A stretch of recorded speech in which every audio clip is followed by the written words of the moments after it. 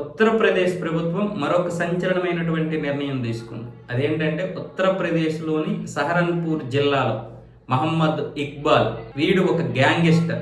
ఎంతో మందిని దోపిడీ చేసి, ఎంతో మందిని చంపి, ఎంతో మందిని బెదిరించి, ఎన్నో దౌర్జన్యాలు చేసి వీడి దగ్గర 300 కోట్ల రూపాయలు సంపాదించాడు. ఈ 300 కోట్ల రూపాయలు సంపాదించి ఆ డబ్బుతోటే మళ్ళీ ఇతరులను కొనడం, ఇతరుల మీద దౌర్జన్యం చేయడం.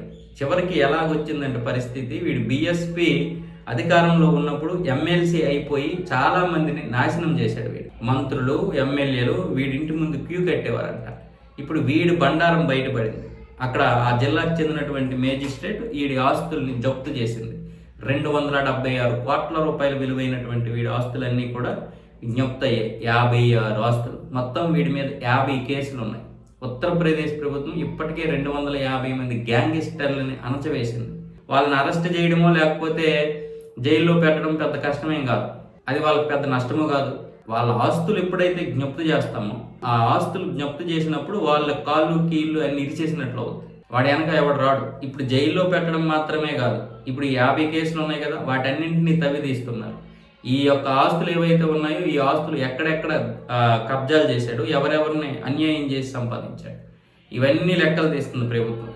వాళ్ళ బాధితులకి న్యాయం చేయాలని. సో ఇలాంటి వెధవలు చాలామంది ఉన్నారు ఉత్తరప్రదేశ్లో. ఇంకా వాళ్ళ భరతం పడుతూనే ఉంది ఉత్తరప్రదేశ్ ప్రభుత్వం.